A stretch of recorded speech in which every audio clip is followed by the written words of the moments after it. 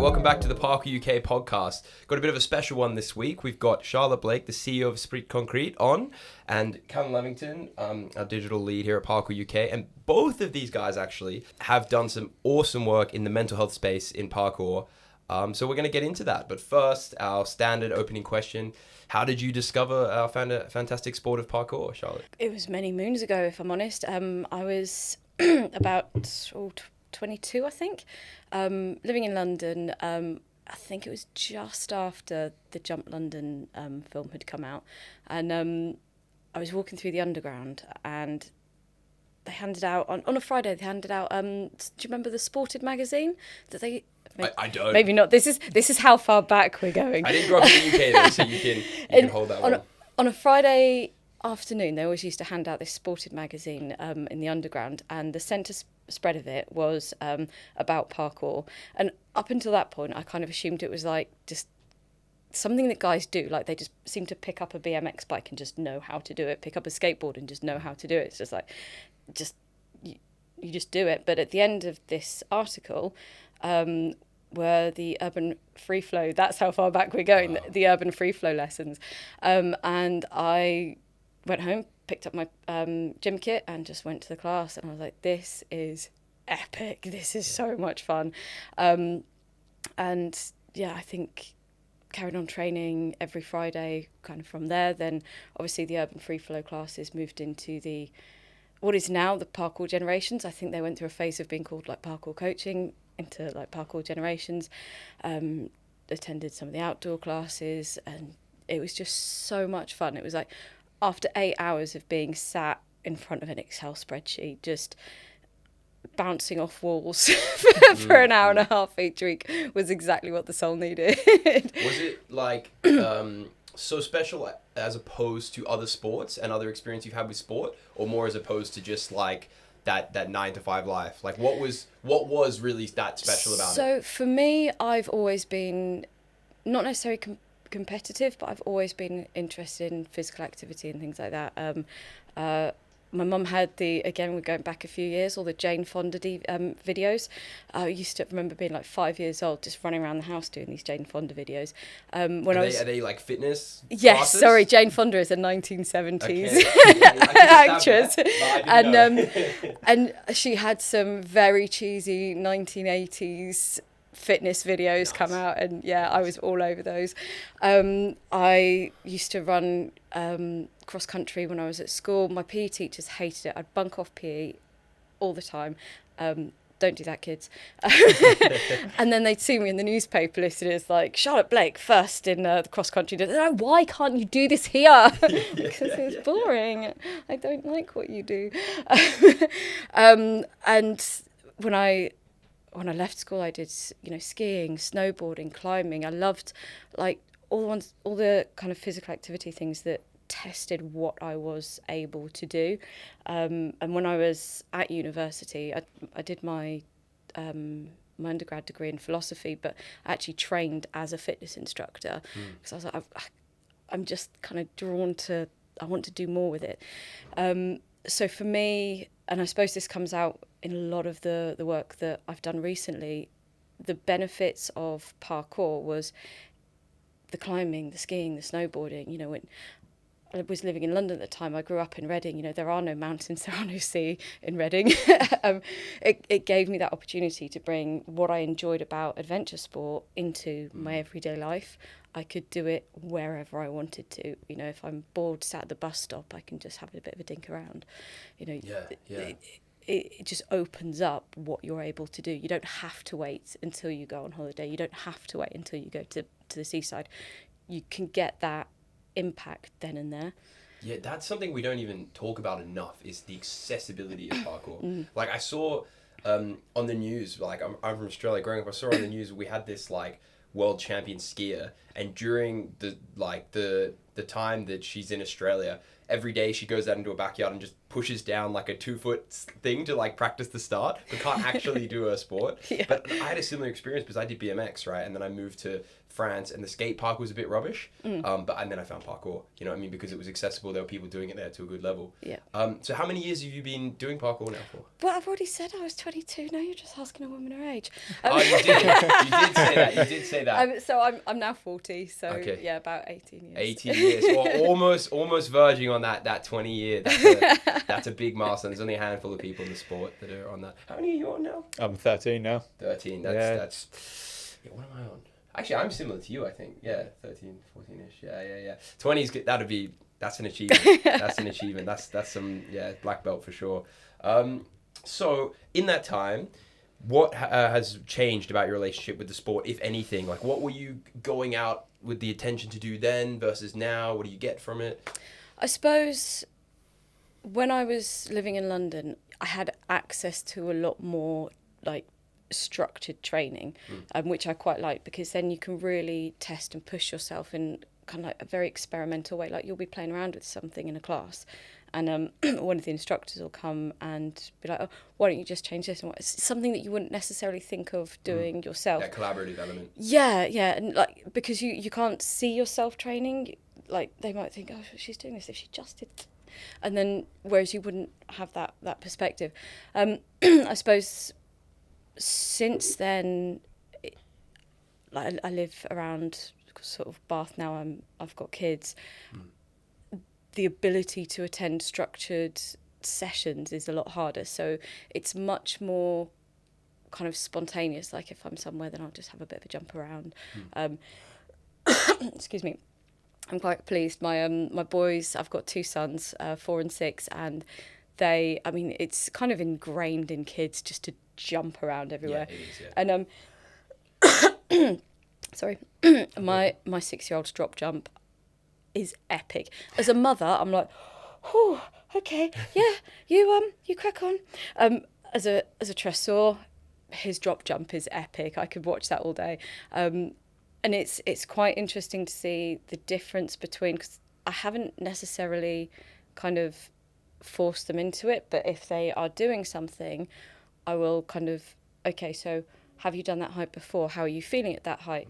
And when I say height, like, it's a wall, it's not building, they're 4 and 6. Yeah, but you get that technique and that expertise. Yeah. You know? Yeah. And I come at it from a very kind of guiding way, and because of that, the things that I see them doing are much kind of further along than some of their friends. Yeah. And some of the mums go, are you sure he's okay to do that? It's like, yes, because I've seen him fail small.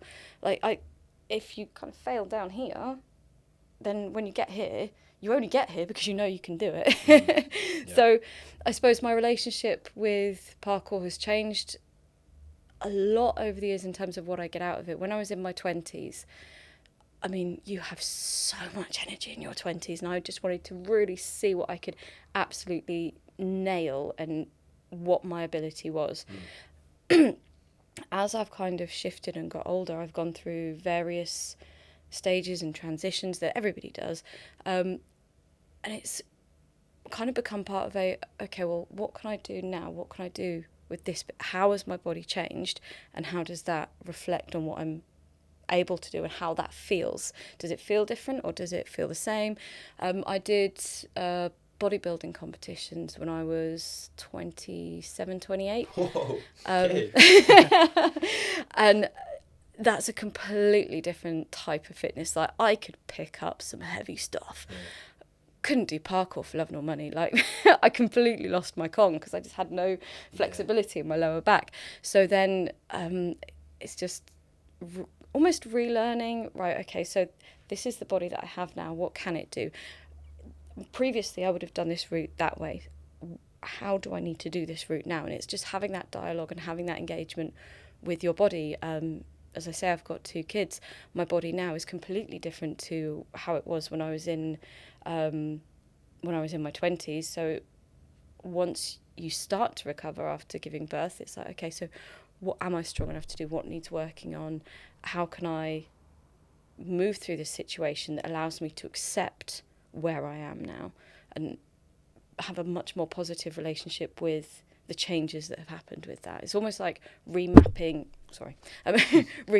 your physical awareness. Yeah, that's really interesting. Like, about adapting to the changes your body's gone through and like, what can I do with my body? Because that's almost what I do in another sense. I go, what can my body do really well? And I like focus on that like specific niche. But yeah, that's really interesting. So where would you say you're at now? Like when you have a parkour session, is it just on your own? Like what are the goals in associated with that session? Like so as I say, a lot of kind of unstructured sessions are with my sons. We'll go to the park and they'll be like, "Mum, look," and I'm like, why don't we do it like this way? And then I'll kind of follow them on a route.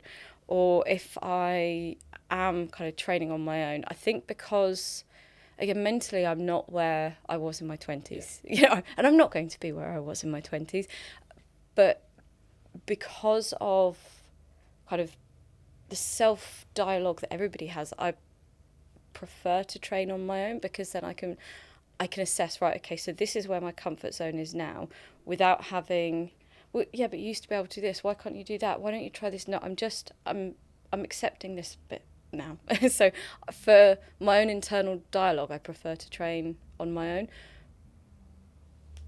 But would that change if there was a class near me where I could just you know, rock up, think about for a bit and then go home again? But it's cool that you can still really get a lot out of it despite not having that, you know, community, that class like near where you live. I suppose the closest like casual community would be like Bristol, right? Yeah. But then I don't know what the landscape is with classes, but it's really, really cool that you can get involved with your sons. Yeah. Because you don't just watch them, right? You get in there and have a go with them. That's awesome. I think that's so important, because for me anyway, I want to show them that like this is like health and fitness, being physically mobile, being physically active is something that is lifelong. It's not just something you do at this point in time. It's something that, you know, I want to be that 70-year-old snowboarder bombing it down the mountain. You know, I want to still be able to do that stuff. And people look at parkour as a lifelong practice generally, right? That's what, especially people who've been in the game for a long enough time, how they look at it. Like, you have your peak, but we don't just do your last Olympics or your last high-level competition and stop, right? It's like a progressive journey. It's really cool. One other thing you said I found really interesting as well about you comparing to your previous self and like what you can do and sort of managing your own expectations in that, because we had a chat with Jay Clark, we released it like a month ago, the second podcast we released, and he had this because at one point he was a super high level monster of an athlete, right? And he's still good, but he jumps in and out of the sport, and when he comes out he has this real difficulty reconciling that, like what he could do, because you get such a good level for yourself, you know, and then what he does now. So I think it's quite impressive the way you sort of handle that. So I wanted to ask about Esprit Concrete. Essentially, like, I've been on How to Look at the Stuff, and it looks like fantastic, like the outcomes you get from it, and all the sort of testimonials from everyone that's joined the session look great. But what is it? What is it for one, and what does like a session look like? So Esprit Concrete started out as two organisations. So the branch that I set up was originally called Free Your Instinct. We were a charity that delivers parkour to those with a recognised mental health need. So we worked with NHS services, with social prescribing services. And Esprit Concrete was founded by Yao and Kasturi Torquia. Kasturi is a qualified counselling psychologist, and part of her thesis was kind of combining parkour with counselling psychology. A lot of it focused on athletic development and avoiding burnout, but what she also tried to incorporate was integrating parkour into actual counselling psychology. So if you think when you're doing parkour, certain kind of physical, emotional responses are triggered, and within her thesis, she was interviewing dresseurs who had disengaged from the sport and looking at, well, why did you disengage? And actually what she found was that people would get to kind of a certain level, and then kind of previous learned coping strategies would come in. So that kind of negative thought cycle of, well, I should be able to do this, why can't I do that? Or like, if I reach a plateau and I can't get any further, then I'm obviously not trying hard enough. All these like negative coping strategies would come into why they would reach a plateau or not be able to get any further that kind of affected their engagement with parkour. So it was looking at, okay, so how do we use that as an opportunity? If these, in counselling psychology, we want to address these negative coping strategies, parkour is evoking these negative coping strategies, so how can we use that to discuss where these are coming from, and how we can change them and adapt them actually in situ. So it's much easier to affect change if you're doing it then and there and you're feeling it. If you say, oh, right, well, when this situation comes up, then I'm going to do this. Actually, once you're in the situation, it's quite hard sometimes to apply that cognitive reasoning. Yeah. So you're generating a smaller version of perhaps some of the things that they're feeling in their life and solving it on the spot. Yeah, so it's like, okay, so you're feeling this response has kind of generated from all of these over here. Now that we've got it here, let's look at it, let's talk about it, let's discuss it, and not necessarily resolve it, but how can we approach it differently whilst somebody is in that emotive state that they would be in when they're trying to resolve those types of feelings. Wow, that's really cool. I didn't that's really well explained. I didn't almost get that exactly from the website. That's super interesting. So you almost do like a little case study, like a little test of like how you resolve these kind of feelings, so that you can take into the rest of your life. So what does a session look like then? To the naked eye, it probably looks just like any other session. So we always have a warm up, and that kind of, it's not just a physical warm up, it's mentally kind of preparing people for, okay, we're going to be doing like this, we're going to be looking at this aspect of it. Then obviously into the kind of main session where you introduce the movements, but then also introduce not necessarily the outcomes that you want, but something that's going to evoke the outcome that you want, and then obviously into the cool down. So it's very person led, unlike a lot of kind of physical activity therapeutic practices. We have kind of, right, this is what the session is going to be doing, but actually it needs to be kind of led by the individual, what they're physically capable of doing, but mentally where they are that day. Like if somebody's attends a session quite an emotive state, pushing that further isn't going to get the response we want. So it's making sure that we're working with the individual to work with their emotions and how they're feeling.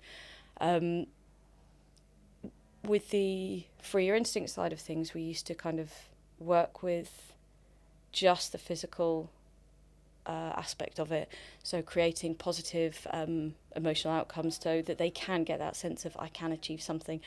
With the Esprit Concrete element, what they also get then is support from a counselling psychologist to say, right, okay, when we get through this bit, these are the bits we need to be aware of, these are the bits we need to kind of focus on. So it is completely integrated in terms of supporting that person through each step of the class. So I suppose in that sense there's a lot more discussion, but only once the person is ready to discuss it.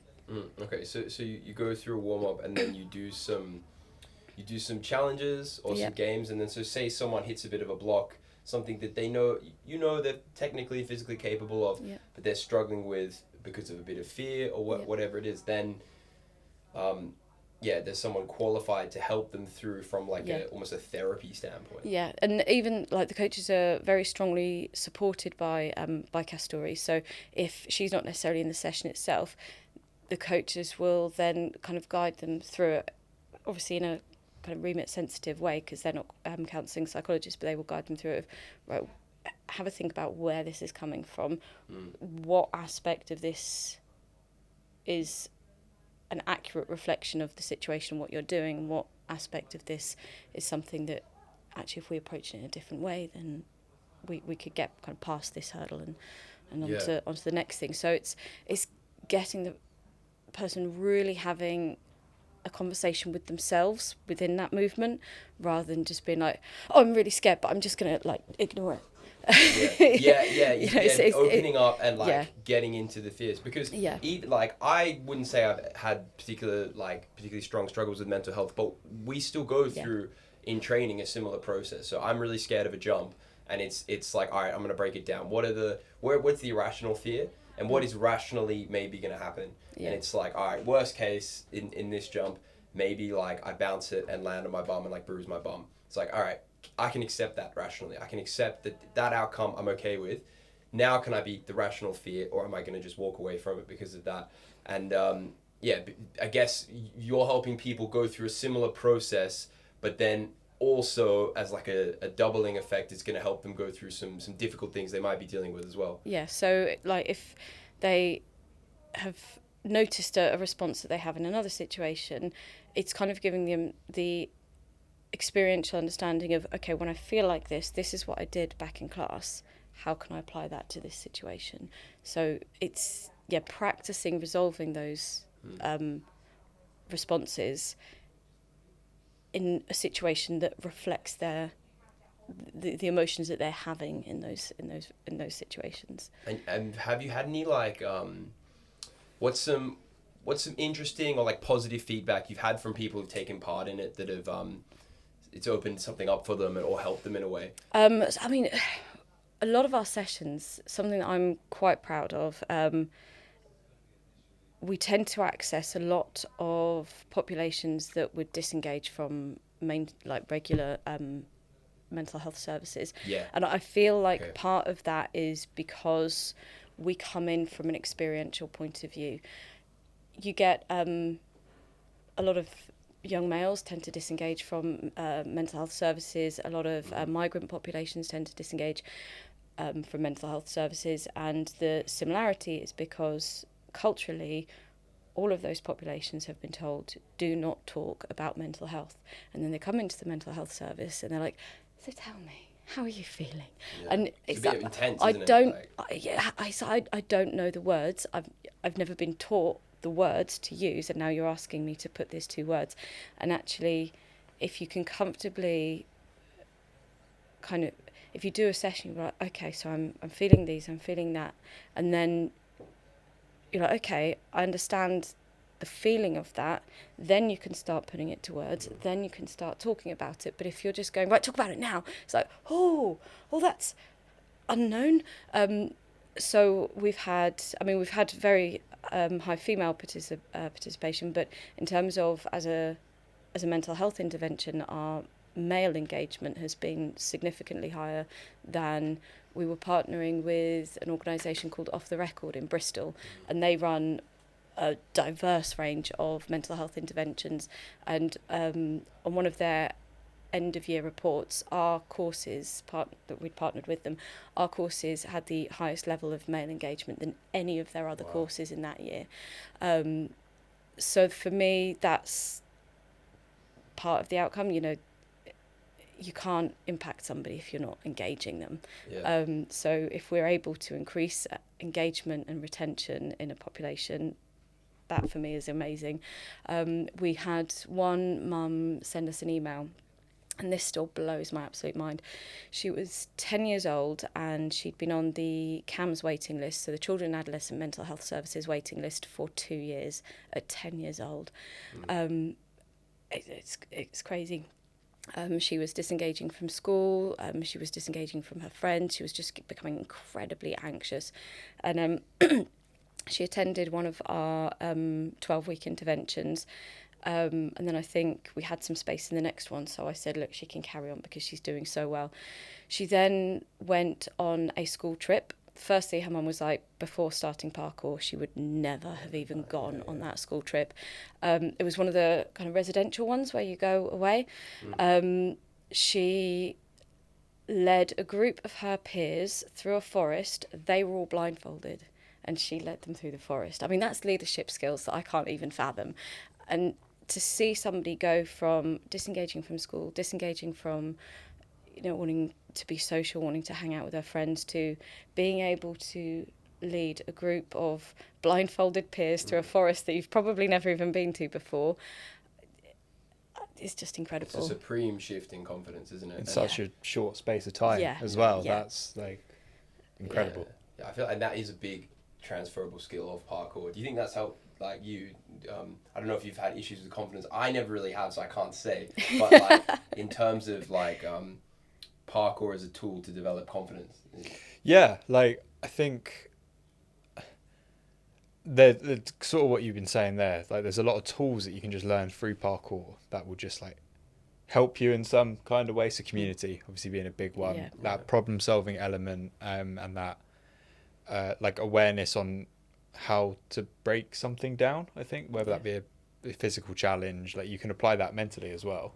Yeah. And like for me, you know, it's anything from, you know, taking a break from it, looking at the wider picture, breaking it into smaller chunks, realizing what it is that's making me think the way that I'm feeling and things like that.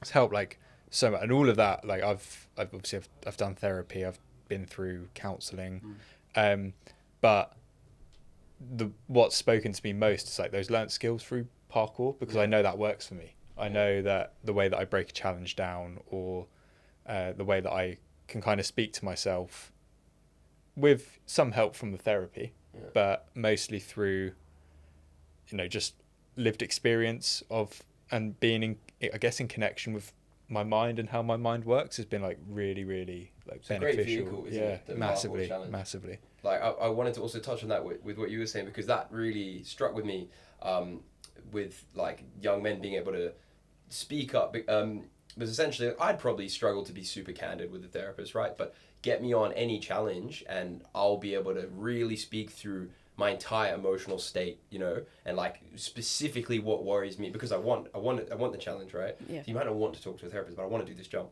right?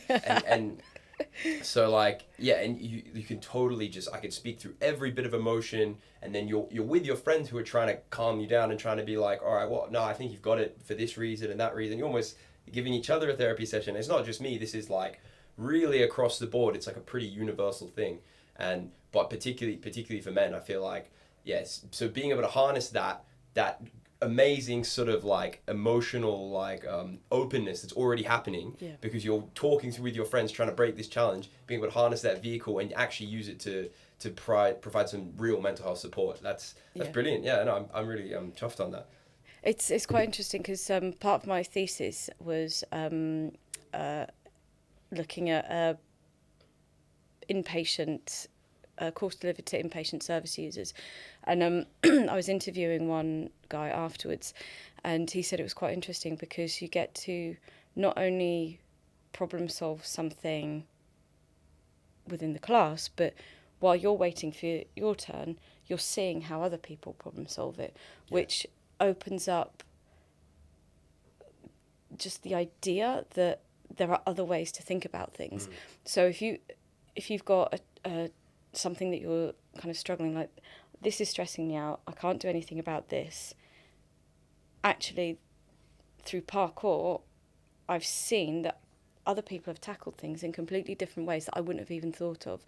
Okay, so what other way can I tackle this one thing that I'm concerned about in my kind of day-to-day life? It just opens up that kind of mindset of what other way could I approach this issue, rather than feeling like there is no other solution out of this. Yeah, it's like group problem solving, but not in the sense of like first person to get the right answer. Yeah. In the sense that everyone has a different way of getting to it, and you can learn from other people's processes. Yeah. Yeah, and it's the same thing obviously applies in performance in parkour. Like, I've studied a huge amount of my peers in terms of what really makes them tick, what's good, and I'm like, and one thing I notice is the people that, everyone's scared, right? Varying degrees, but everyone's scared when they try to do something hard. But the people that beat the fear quickly, and because they're scared, do it faster, that's like almost a more effective tool for them to reach like a high level in the sport. I've always found that super fascinating. So using that, like, let's look at everyone's process and learn something from everyone in terms of how to solve a mental challenge.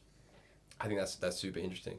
I wanted to, because you guys have crossed paths before with a fundraiser, so I wanted to also, because we've had Callun on before, but we didn't cover contenders. So I wanted to also ask you, about your clothing brand that you're repping now, Contendant, which is it's a mental health focused parkour clothing brand, if I'm not mistaken, right? So how did that come about? So origin story, Contendant wise, wanted to start a clothing brand years ago.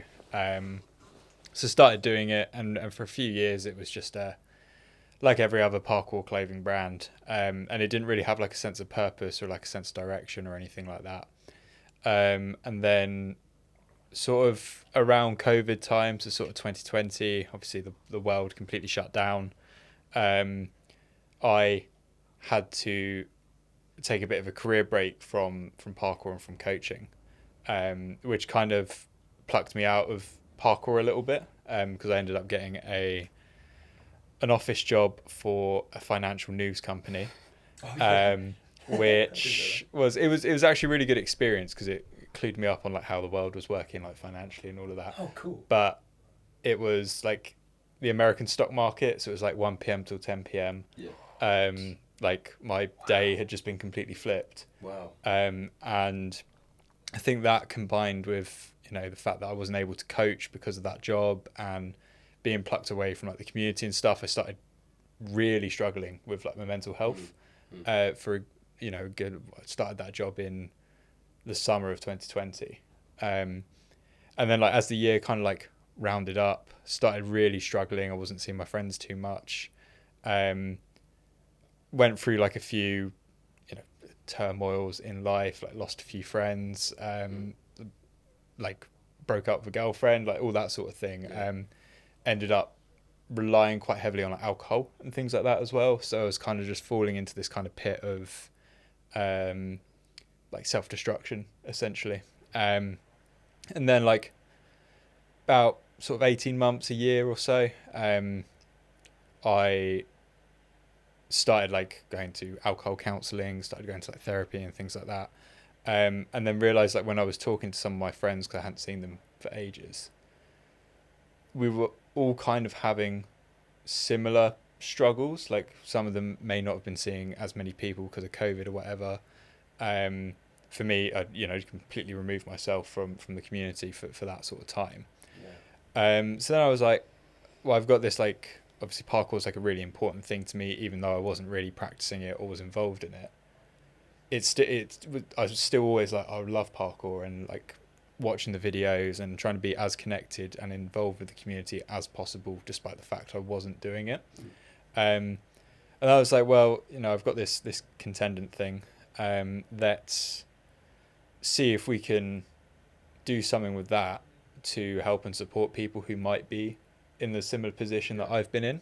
And that it started off like making a few t-shirts and donating to like mental health charities. And then it kind of grew into this thing where it was like, okay, like that, people like that idea. They want to support that idea. How can we take that one step further? And that, went into things like doing a mental health first aid qualification to learn a little bit more about how you can like signpost individuals. Because I'm not like a licensed therapist or I don't have like any degrees or anything in it, but I do have like personal experience. And I think for some individuals, the idea, there's still that stigma around going to therapy or to opening up those conversations about your mental health or whatever. But sometimes people just like reading something and they'll pick up that knowledge just from reading it. So with that mental health first aid qualification, that kind of then led to us building out a resources hub worldwide for the parkour community to look at on the website. If they did feel like they were struggling, they didn't have to talk to me, they didn't have to go and talk to anyone, but they could go to that page on the website and find the helplines to find out about anxiety, depression, alcohol, anything like that. And then there's the option there that they can follow up with helplines or with support or whatever. And then, just from there, it just carried on. It's always been a thing that I think has always been from my own experience. So like the mental health stuff, that's been a very big chunk of essentially my adult life. And obviously within the last year as well, with what happened with my injury and stuff. It's now opened up, we've got the mental health stuff, but now I'm also struggling with things like overstimulation and things like that from the head injury. Sure. So now it's like looking at it from that lens and being like, okay, right, there's mental health is one aspect, but some people might just not have anxiety or depression or like feeling low. They may also be coming out from an injury or dealing with like a traumatic, very like parkour common, but also very parkour specific, like healthy. Exactly. I wanted to also ask, as a young man, like what was the thing that triggered you to really go out and try to get help for yourself, and try to like do something? I think it got to a point where I knew something was wrong, and I think I was trying to hide it. So I think like especially from an alcohol addiction perspective as well, it's like the moment you're trying to hide it because you feel guilty for showing people that that's what you're doing, that's when it becomes like a problem. It was like, obviously it was a problem before, but I think when you're in that point where it's like, okay, I'm drinking, X amount per night, and I'm trying to hide the bottles and the cans from people so they don't see it, it's kind of a bit like, well, you can't hide from yourself. Yeah, doing that, yeah, exactly. You look at yourself and you're like, oh, come on, man. So I think it just got to the point where I think I was just kind of ready to get that help. I knew for me, like if I kept going the way that I was going, things would just fall apart. Like I'd already lost friendships and it's a breaking point. Yeah. And okay. For me it was you kind of had to hit rock bottom in order to build yourself back up, and I think I'd gotten to that point.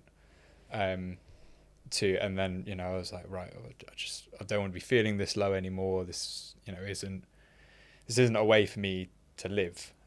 So I started going to alcohol counselling. I didn't do like any of the like Alcoholics Anonymous where you're kind of like sat in a room and you're talking about it. I did more one-to-one therapy with it because that was for me going to be a lot more beneficial, I think. And was it? Yeah, massively, because for me it's always been it's the thing that's helped me like stay sober as well as that accountability sort of thing. And I feel like when I'm in that group in a setting like that, I don't have that like personal connection to stop me from like relapsing essentially. Yeah, unless you really have a connection with someone in that room. Yeah. It's the same reason like people say it with personal trainers. A lot of people get them just so that person's going to tell them to get in the gym. Exactly. And it's and that, I mean, that's kind of been the thing. But obviously, as I've kind of been a bit more open about it, a lot of my friends are like super aware now as well, which is really good. And I think without them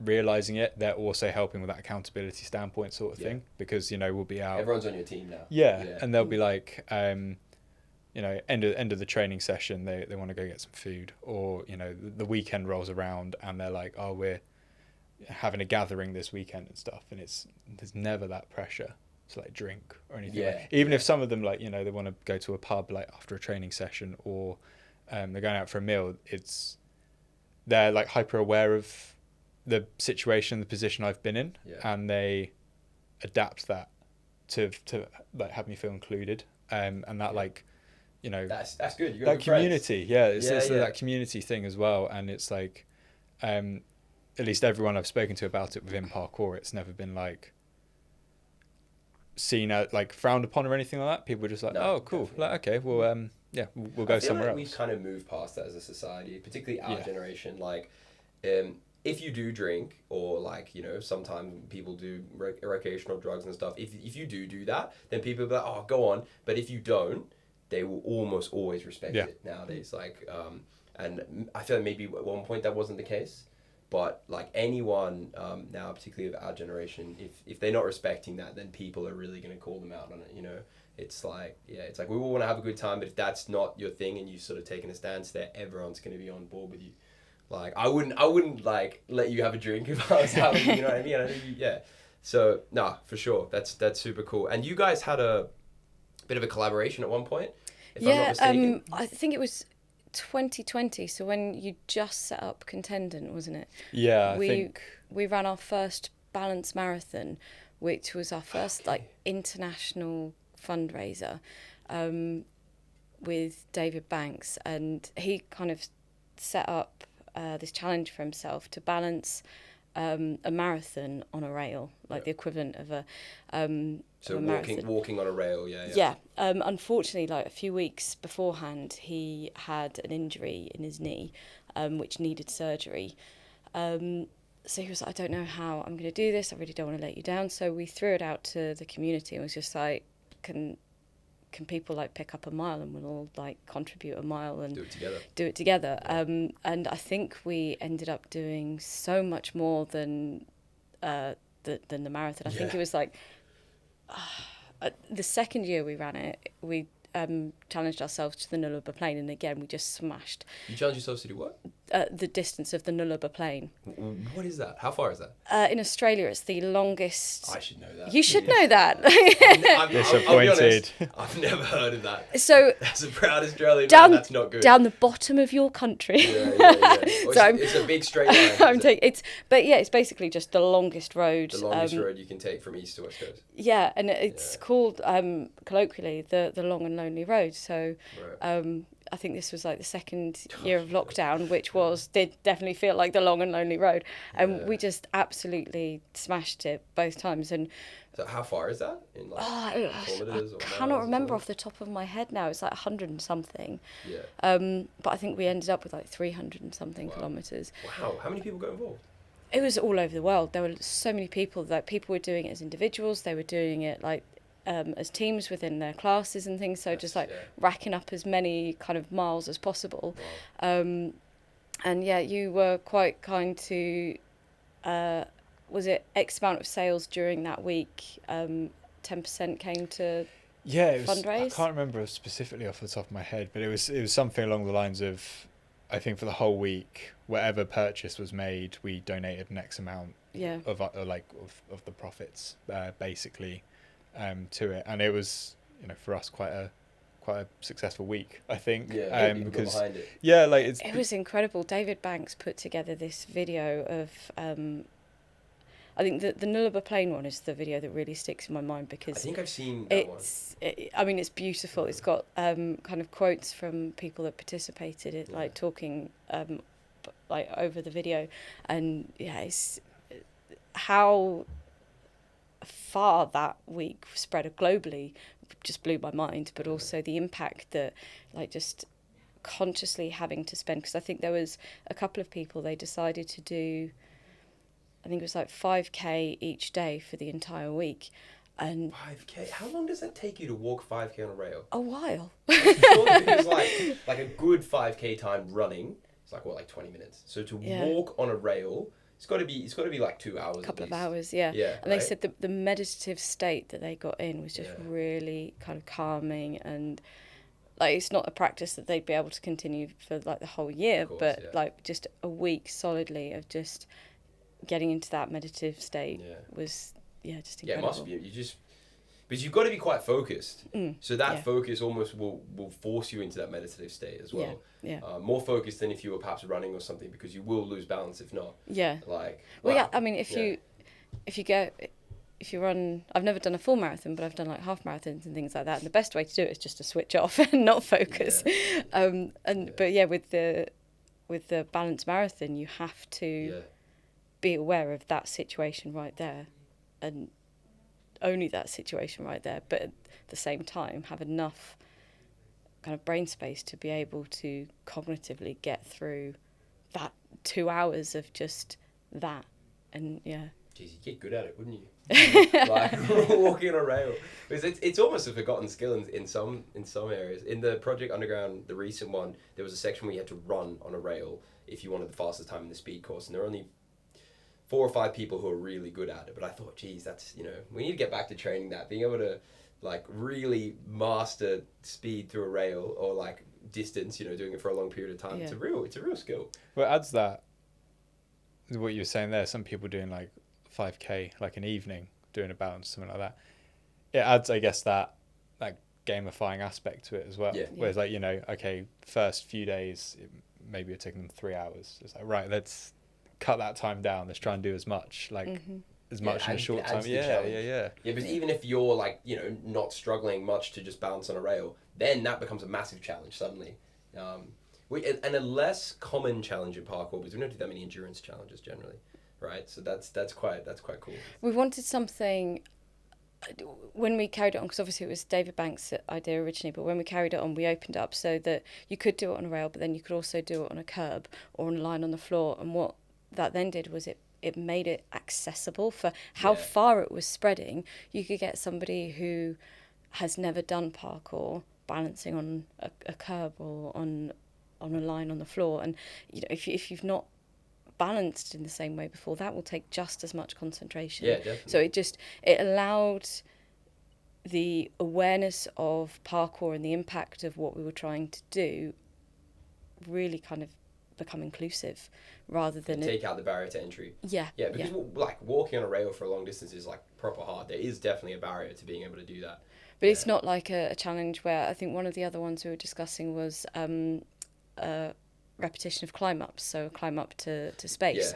You have to have a certain level of fitness to do that, whereas you could be like, I'm going to do the balance marathon. Grand, come on, get on this line. Climb ups are hard. Everybody can to some extent do a line on the floor effectively. And you're limited by how determined and how far you want to go, as opposed to like just running out of strength. Like if I can climb up, but I don't have the best climb. If I was told to do as many as I could, I don't know, I get like 30 and then just call it a day. My arms would be too sore. You know what I mean? Like it'd cut off, right? Yeah. Nah, brilliant. So you just finished your thesis. Yes. What is the title?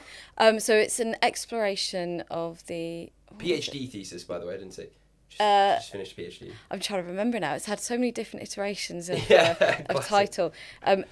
It's definitely exploration of the impact of parkour on mental health. Wow. Couldn't have a better guest on today for Mental Health Week in Parkour. So let's get into it. Like, first, how did that come about? Like, I'm doing a PhD, I want to do it on this. Like, what is the origin of it? Because my mouth can talk myself into many situations.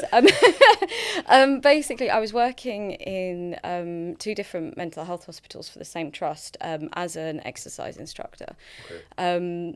And I already taught like yoga, Pilates and things like that. And I was already qualified in teaching physical activity for mental health and the impact that it can have, and understanding. Obviously, I'm more drawn towards adventure sports and the mental health impact of adventure sports, and my drive to wanting to work in a mental health hospital was, okay, so how can we kind of improve the experience of physical activity for the people within these hospitals?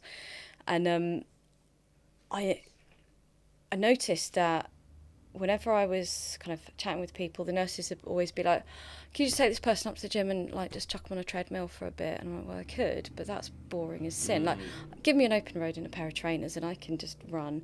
Put me on a treadmill and I'm button pressing. Like, it's so boring. Nobody wants. I hate treadmills. Nobody wants to do that. Do it, And so I'd get them doing a lot of yoga, a lot of Pilates, just the more natural movement stuff. And I kept sort of saying, like, we need to be getting parkour in here, getting natural movement, engaging with the environment that they're in, because there's a lot of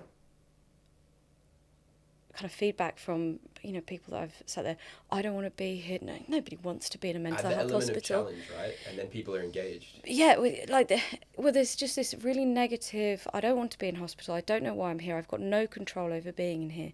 Whereas if you can bring something like parkour in, you're getting the body moving naturally, but also you're empowering that person within that environment. Yeah, okay, they might not be choosing to be there, but they are choosing how they are being in there. And I just kept going, no. And as I say, I'm quite gobby. So somehow managed to get myself into a meeting with the director of the NHS trust I was working for. And he came out with a slightly more realistic, I really like your idea, we just can't afford it, which is how the charity got set up. Because I was like, well, there are other ways of affording things. And then I got into a conversation with a guy called Eric Brymer, who was working at Manchester Met at the time. And I was like, this is what I'm doing professionally. It'd be really good to have your your opinion of it. And somehow after the end of that coffee, I talked myself into a PhD. Classic. So yeah, it kind of all happened a bit by accident. But so Eric Breimer, a lot of his work is looking at ecological dynamics. For those of you listening that what are have, ecological dynamics?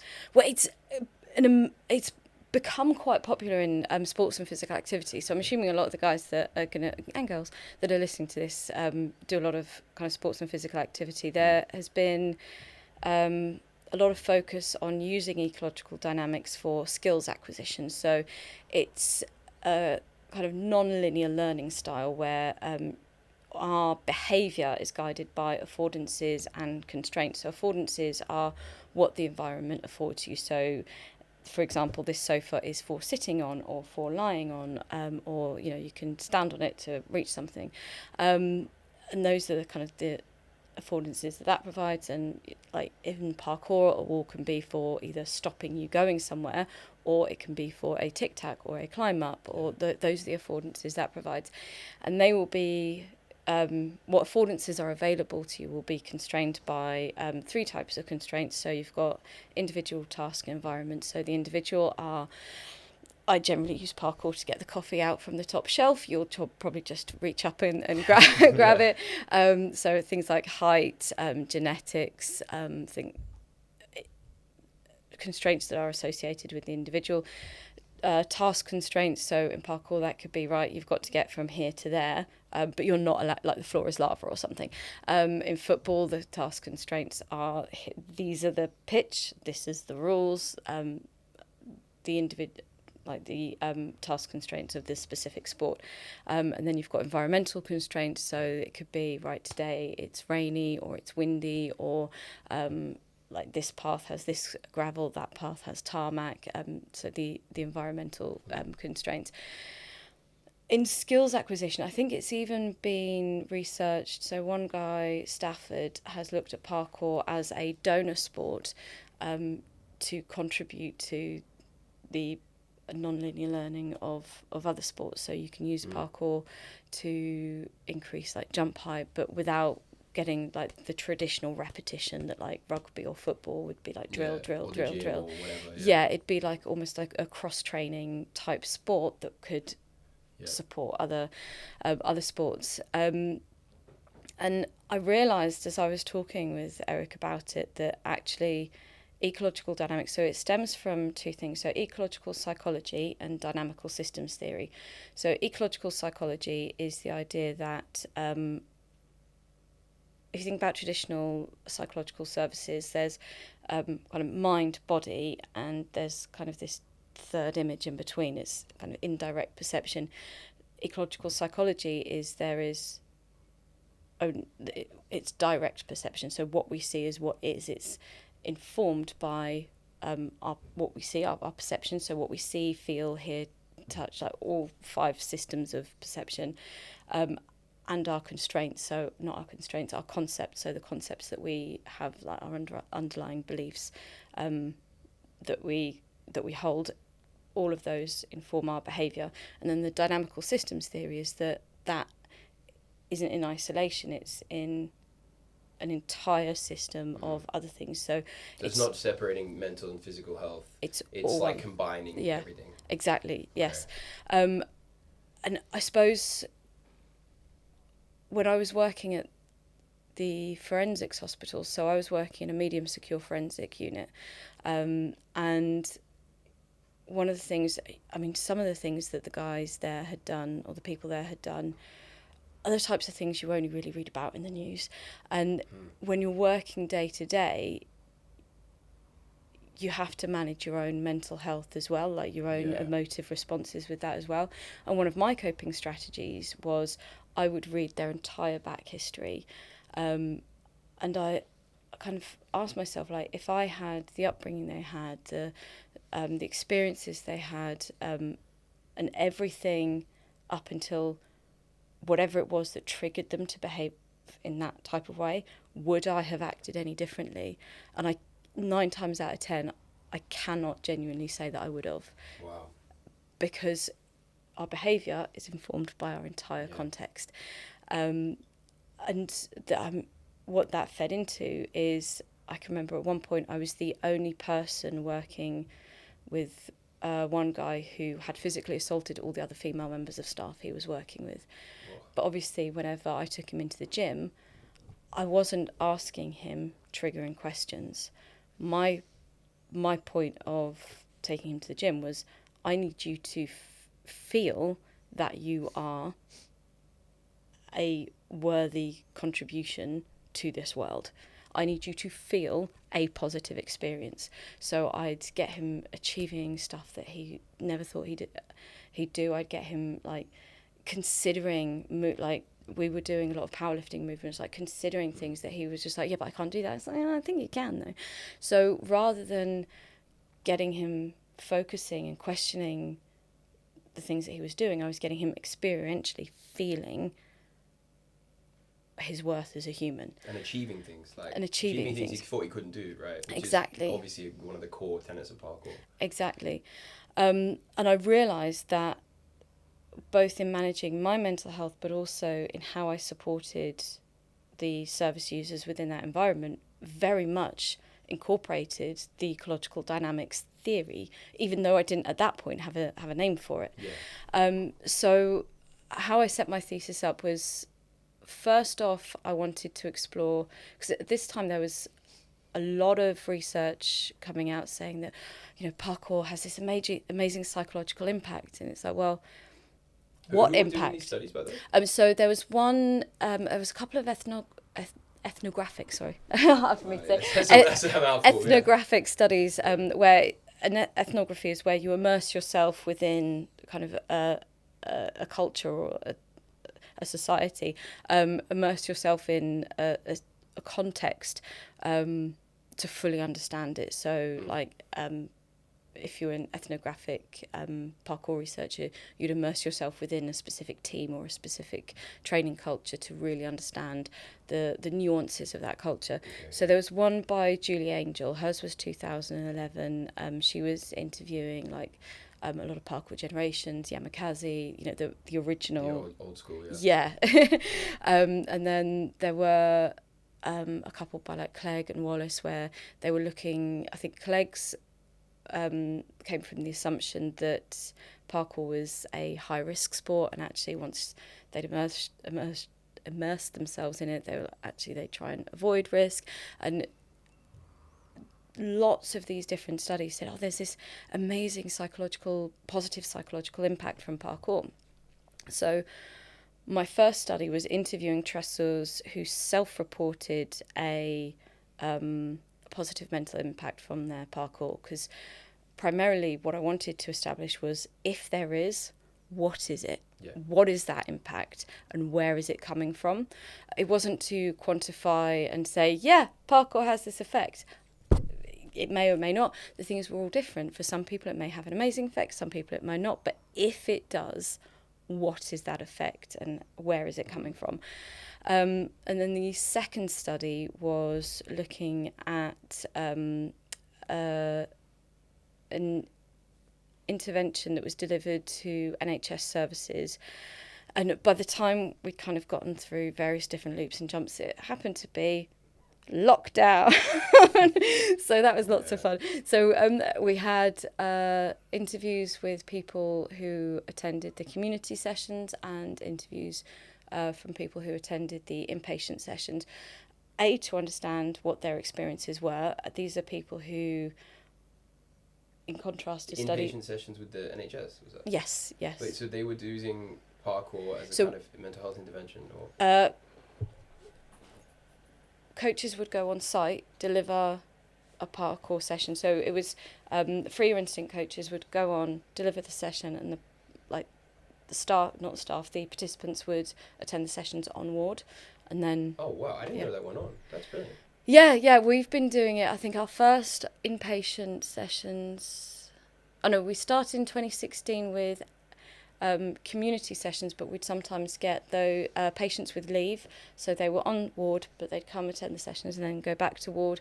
And then, all through lockdown, we had inpatient sessions. Obviously, that would depend on sometimes if there was COVID on ward, that ward would then be locked down to external visitors, so we wouldn't be able to go on. But if we were able to go on, then we had CAM sessions running, we had adult sessions running. Wow. So you've used this term a couple of times, mental health intervention. Could you explain what exactly that is? Typically, it's different people will have like definitions of what an intervention consists of. With these, it was a 12-week course of parkour delivered specifically to that. To that, and those that's one populations. of the services you do at Esprit Concrete. Yes. Deliver these okay. Yeah. Cool. And that was one of the things we had to consider, was obviously the ethics and safeguarding with my role as the researcher versus my role as CEO of Esprit Concrete, and making sure that there was clarity and transparency on that to make sure that there was no kind of conflict of interest. Well, yeah, because I suppose it's very much in your interest to say this is great. Like yes and no. So from an ecological dynamics perspective, the kind of main guy that wrote about ecological psychology, a guy called James Gibson, he identified that affordances could be for good or for ill. So affordances could create a positive psychological outcome, but also, and again reflecting, because Dr. I need a drink, sorry, Torchia's research, it can provide negative outcomes. And so if, yes, I was looking at if there is this positive impact, mental health impact, what is it? But also what I needed to be aware of is if there were any negative impacts of those affordances. And actually, even though I was interviewing in the first study, even though I was interviewing people who had self-reported a positive mental impact from their practice, what that still identified was negative outcomes. Because what was happening, if you think back to those percepts and concepts that I was talking about before, you would get somebody who'd kind of pin their identity on, and this was again seen in the other research, pin their identity on their achievements in parkour. And if they weren't achieving something in parkour, then they weren't good enough, they weren't resilient enough, they weren't Yep. So what you had is, I've jumped ahead of myself, but so you can either use those concepts to then come into a negative spiral, or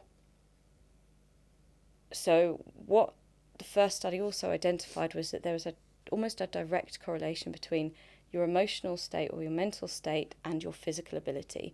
If somebody was mentally not feeling great, they'd had a stressful day, that would physically impact their power, their jump size, their jump height, almost like directly. There wasn't a delay in that. It's not like I'm feeling stressed today, tomorrow my jump height's it. I'm feeling stressed, my jump height is affected. I've noticed that even in the gym, like 10 kilos will come off my squat, right? If I haven't slept well, if I haven't eaten well, but also if I'm really anxious or something, So then you have that opportunity to be like, okay, so my jump height's gone down. What am I missing? Rather than my jump height's gone down, that's obviously, if you're in a negative mindset thinking, it's a spiral, isn't it? I'm rubbish, I can't jump as far as I can, as far as I normally am, therefore I am as rubbish as I think I am. If actually you say, right, my jump height has gotten shorter, what else is going on? Okay, that's obviously what's concerning me, it's having a bigger impact on me than I thought it might be having. And, sometimes things do have a bigger impact on people than they think they are. So you can actually almost use your physical ability as a tool to measure how you're feeling that day, or obviously benchmark measure, not quantitatively measure. That's where where the ecological dynamics come in, right? And that's where ecological dynamics comes in. And one of the in terms of kind of mental health and mental illness, one of the things that the ecological psychologists say is that when your concepts become distinct from your percepts, so when your concepts, your values, your beliefs about yourself become distinct from what you are seeing, then that can lead to false beliefs, which is intrusive negative thinking. So actually, if you can kind of use parkour as a means of engaging every single perceptual system to realign your concept with your percept and be like, okay, well, actually, I've just done this and I didn't think I could do that. We've had it in classes before, and in study 2, there was one woman who she'd been revolving door around mental health services. She always needed sleep medication to get to sleep. She was always needing various different pieces of medication. She attended the intervention that night. The first night she'd attended, the night after she attended the first session, she didn't need the sleep medication that she would normally have on ward because she was able to sleep. She said... Well, that's a big example. That's good. Yeah, that's she said in the post-interview, I felt that I was able to feel something differently because she had this feeling of achievement. She achieved something that she didn't think she could do.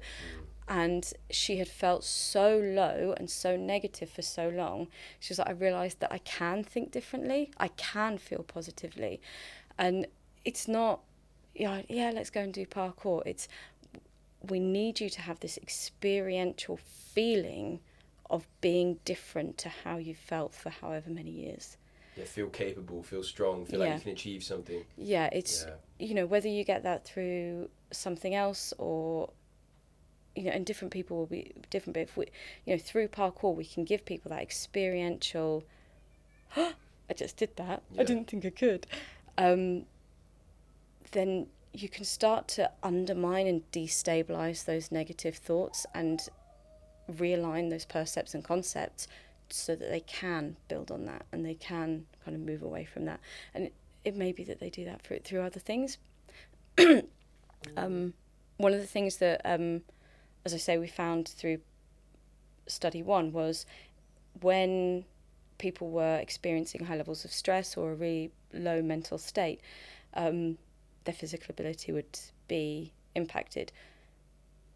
Generally, if somebody was using that therapeutically, they would say, okay, I'm just going to do the more playful kind of stuff that's well within my comfort zone. And you guys have probably done this 1,000 times. And what they were then able to do was kind of just reset their central nervous system, because it's enough challenge to not distract themselves, it's enough challenge to focus on the direct perception of what they're doing and how they're doing it that allows them to feel differently. It almost resets, so you take that negativity out and you kind of get a fresh mindset. Yeah. And my supervisors and some of the other people on my kind of academic team were like a distraction. I'm like, no, it's not like a distraction. It's almost like just a bit of distance from it. Yeah. It's saying that is still there, because if it was a distraction, then as soon as you stop doing parkour, that feeling would come back. Yeah, I know what you mean, because it's really aligned with my own experience. It's not so much a distraction. And for me, one of the biggest things I can put to myself maturing as a parkour athlete, improving, is being able to reset my mindset after not completing a challenge. Used to ruin my day or my week, right? And now, like in the last couple of years, I've had days where I've really underperformed on a challenge and been really, really upset about it. Managed to sort of walk away from it, reset my mindset, and often do something significantly harder later in the day. Yeah. But that I just hadn't built up that mental wall. And so that was a big thing about maturing mentally for myself. And I think that is coming down to making sure you're not pinning your value on like that constantly pushing. So we had in the first study we had one interview where this woman was talking about she'd go out and train, she'd had a really stressful day, so she'd just kind of dink around, and then once she kind of got into that mindset, then within the same session, she was able to do the bigger stuff. Yeah. Because it just freed up that mental space to then kind of push on. So where was I going with that?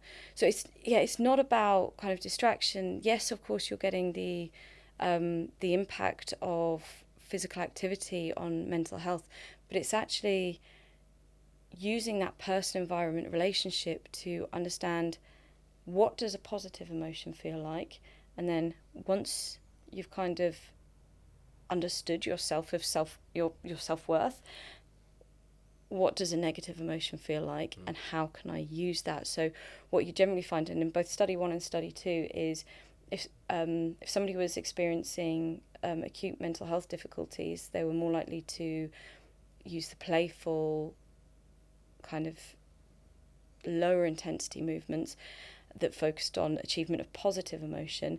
Once they kind of moved on to kind of a more, I don't want to use the word positive, but kind of a more improved mental state, then they were like, well, what else can I do? I failed at that, but I haven't failed. That's something I can't do yet. Like, they'd almost reframe the negative. So failure became a learning opportunity of, well, I can't do that, but what do I need to do to be able to do that? Yeah. And they wouldn't start chasing risk, but they'd start chasing what they couldn't do to be able to understand either A, how to make it achievable, or B, find alternative routes around it. Yeah, I look at it as like compound confidence. Like, you build out confidence in yourself throughout a session, and then throughout more than that. And so, like, for myself, in that situation where I walk away from one challenge, right, and I'm really upset because I know I can do the challenge, I've just got really scared of it. Yeah. But I remind myself of my ability and this confidence I've built up over years of training, and I'm like, look, like, not today, but I don't let it like affect who I think of myself as a person. And that can even happen within a session, right? You can start slow and then just build and build and build, and suddenly do something you didn't even think you were close to. And I think that's one of the most beautiful things in the sport, really. And so with that like challenge that you were saying, like, well, I can't do this yet, but how do I get there? Often it's a lot more achievable than you think. Like, you'll be so scared of something, and you'll do 2-3 building blocks, and suddenly you're like, oh, I can do it now. Yeah, and that's what we find a lot in, especially the inpatient sessions, is somebody will come to a class and they'll be like, well, I can't. And you find the entry point for the individual. And generally, what they've said they can't do, they'll finish like way beyond what they said they couldn't do. Because if they said they can't do this, right, we'll start here.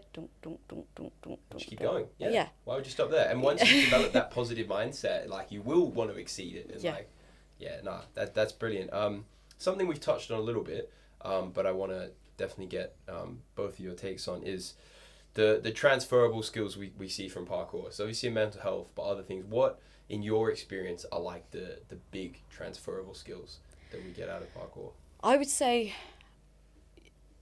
when understood like positively, like, as I say, there's the kind of bidirectional influence of affordances, is understanding that power of there are other ways to do things, there are other ways to problem solve things. I have met people in parkour where they're incredibly good, but it's almost limited their success elsewhere.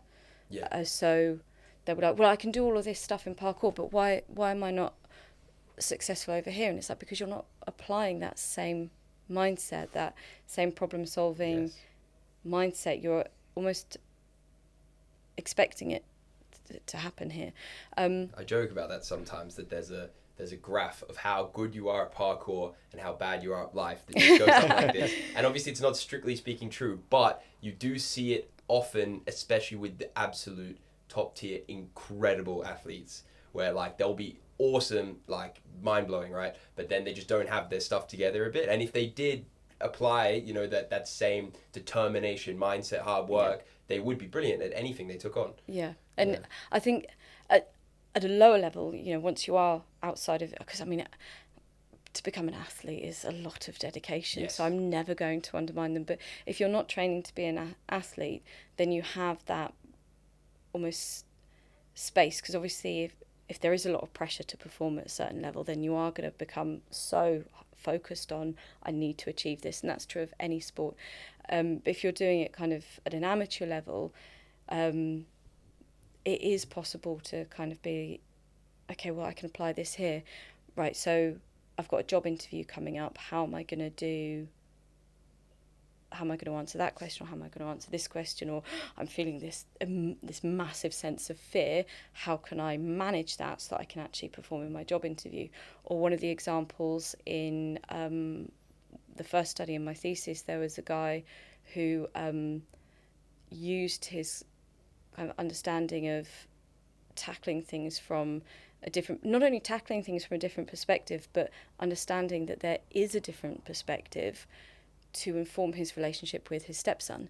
Now, having a step family can be so super stressful, because you've got combining kind of expectations and understanding.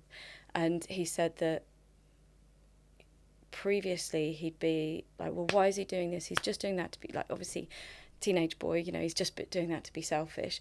And actually once he started thinking about things, tackling the situation the same way he'd tackle a parkour problem, he was like, well, how else could this situation be perceived? Well, where is his response coming from? Why is he tackling this in this way? And he was able to almost be more empathetic with that situation, and tackle it with a view of, there are other ways of doing this. So I think that's probably one of the kind of biggest take home, is that, you know, there are other solutions, there are other ways of doing things, and as long as you're willing to try them, then you'll get there. It's almost like parkour is a key to just out the box thinking, you know, and like creating other pathways and so on. I suppose, to use the ecological dynamics kind of vocabulary again, there's something in there called multi-stability and meta-stability. And so if you think about the skills acquisition, when you're drilling a skill, you kind of create a path, and you drill, and that path becomes very cemented. If you then want to change a skill, and you may have seen, there was a viral video a little while ago of a female golf player trying to change her putt, and she was being mansplained by somebody. Yeah. Yes. And but she was she was a pro as well. Yeah, she was intentionally changing her her swing to try and create a new learning pathway. Yes, I remember. Yeah. But he was trying to mansplain to her. Oh, well, what you want to do is this.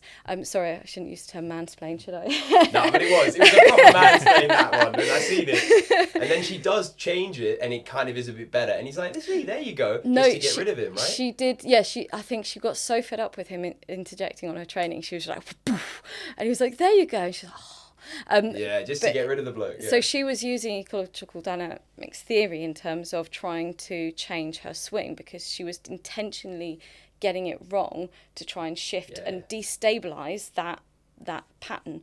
And what I suppose the mindset that you develop as you go through parkour is that so multi-stability is the idea that you've got multiple pathways that you can go down. So I'm going to pick this technique or this technique or this technique.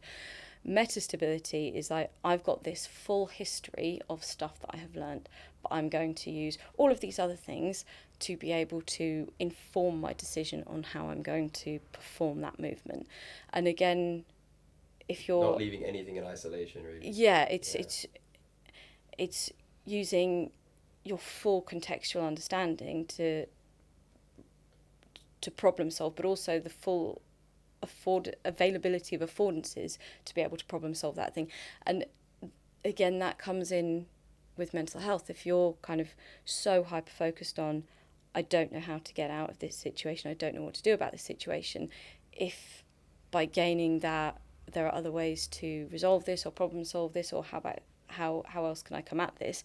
You're gaining through physical activity that meta stability mindset that can be used in parkour, can be used in other sports, can be used in your mental health.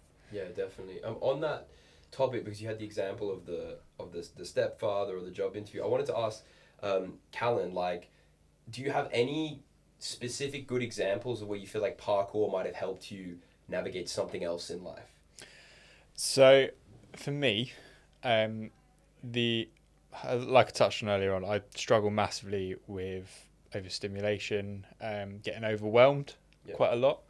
Especially like, say, if there's like a busy work period, you'll think, I've got this job at Parkour UK, I also do freelance and I coach as well. Yeah. So sometimes juggle, it's like spinning a lot of plates at once.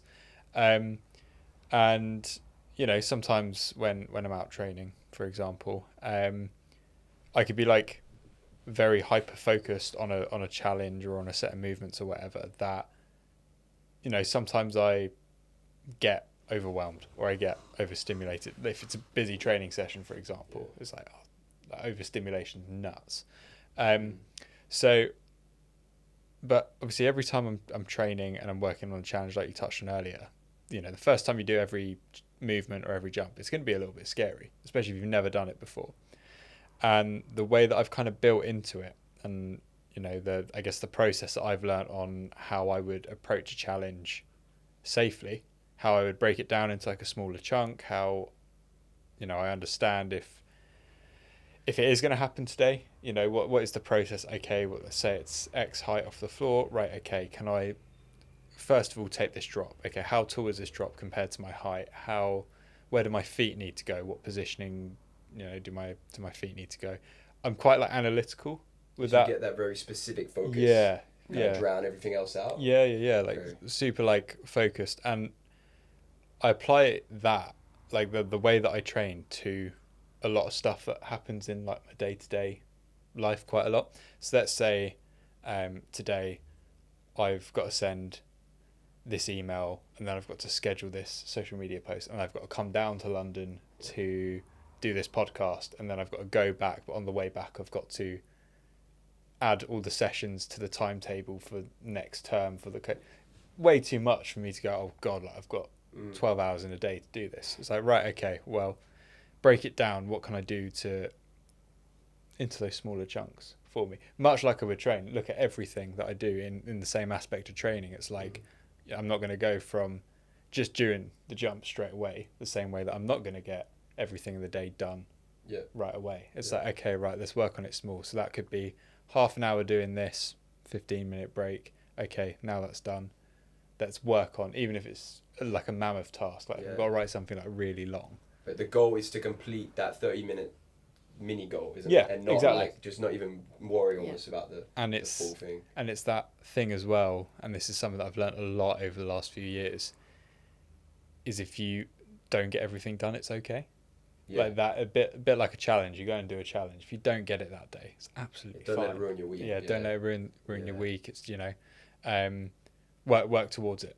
Yeah. You know, actually, so there's one example I thought of while you were saying that within parkour. I want to ask you quickly how you navigated, because a few weeks ago the Super XXL hosted their annual like big jam and awards, and they had a bunch of new obstacles they built at their yard DIY undercover spot, and they were doing these like 10 minutes on this new spot.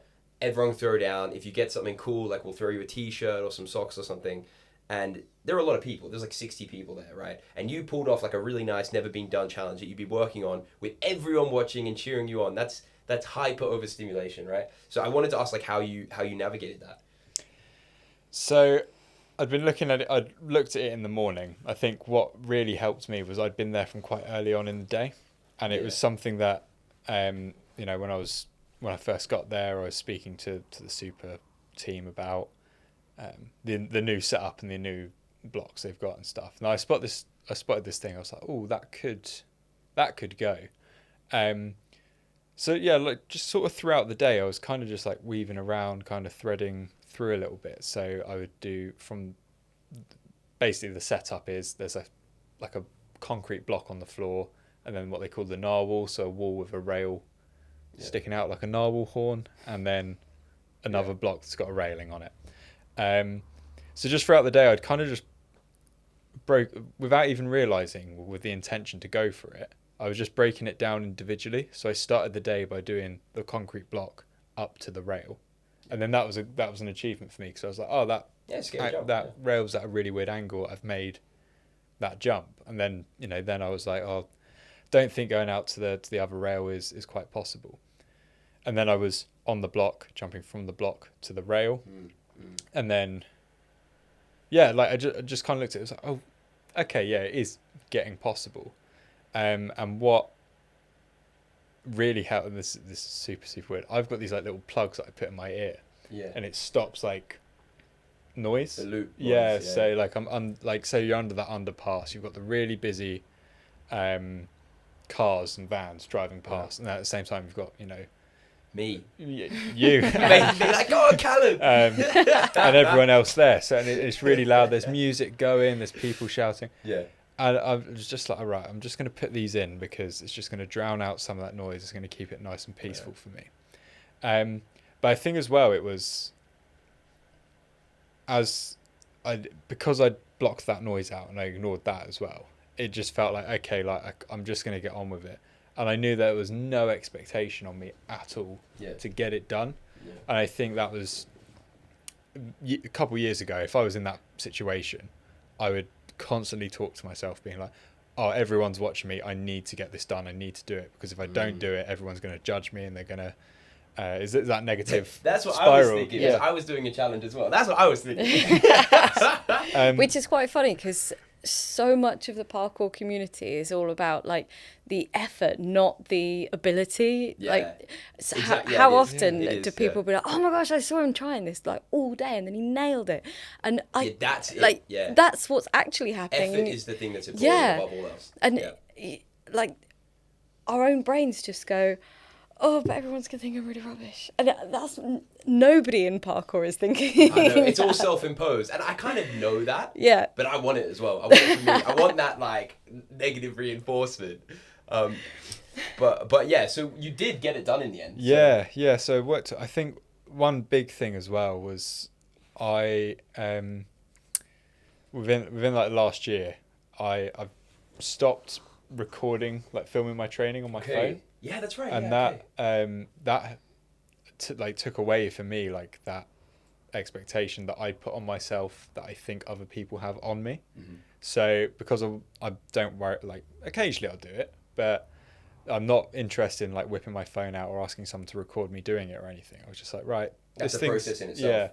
This thing's going on. It's like I want to get it done, and then it was that thing of took about 10 maybe 15 attempts going up to the rail, pushing off. Okay, that felt okay, increasing it sort of each time.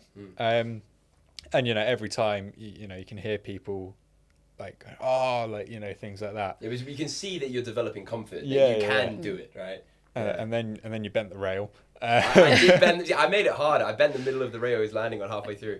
And then just like towards the end, the kind of the confidence was growing there. The support from everyone like definitely helped. I think that kind of if you don't let it overwhelm you. And it wasn't. I think a few people had kind of realised that I didn't necessarily want to talk in that situation either. They could see that I had my plugs in, that I was locked in basically. Yeah, definitely. And then managed to get it done, and it was a really confident, like a big confidence boost for me, I think, because I'd just been coming back from injury. I didn't quite know where I was at within my training. I hadn't worked on anything like that from that point, like a good year. That's what I was thinking as well when I saw you do it. I thought, he's back. Like that, I was gassed. Like, and it just sort of happened, but very naturally, and it didn't feel forced. It didn't feel like building blocks, didn't it? Yeah, like it was all of that. It was that process of like just allowing myself to feel totally comfortable in that situation in a way that works for me, without that pressure, without that, and it just super worked out. So that's a brilliant example of kind of, and then I assume it was super rewarding, right? Oh, massively, yeah. And it was from when I was like looking at people afterwards as well, they looked just as like stoked that I'd got it done from me, like as for me as well. And I think anyone that's been involved in parkour, whether you've been doing it for a month or 13 years or whatever, you understand like other people's processes because you've been in that situation before. You live vicariously through them. For me, like when I'm out training, number one goal is to achieve something sick for myself. Number two is to sort of almost support someone through that and like just see them get that.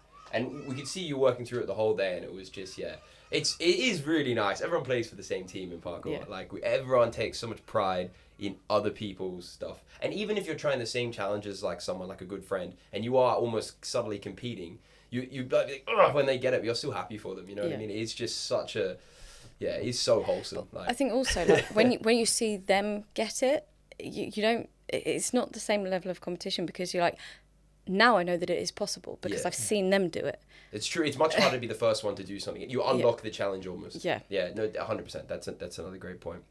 And I think, yes, you may have seen like a professional athlete do it, but when your friend does it, that's different. And you know them, and you know that their means ability. real people can achieve it. 100%. You know their ability in relation to yours, and that is one of the best things you can try and do in parkour. To improve and to enjoy it is to find like a training partner that you really get on with, right? So like we feel like Orlando does it. It actually doesn't. It makes me feel less confident because he's such a physical specimen. But generally, right? That is the case.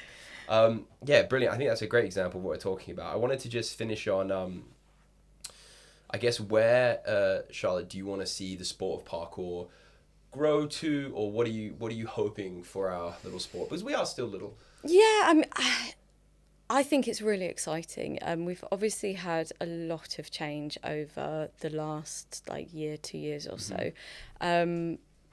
But seeing the potential of it, it's almost been a bit kind of disappointing the last few years. When I was interviewing people for my thesis, I was just having a chat with people on ward before I was interviewing the participants.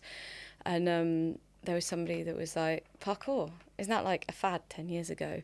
Or people say that. That's what the guy said to me when I entered the US, the customs guard. He's like, people still do that. Or they literally have no idea what it is. And it really saddens me that there is so much that it can do. A lot of my work, as we were discussing before, for me, parkour is about bringing the benefits of adventurous-based physical activity into the individual's lived environment. You know, there's already so much research that shows how adventure and nature-based physical activity improves mental well-being.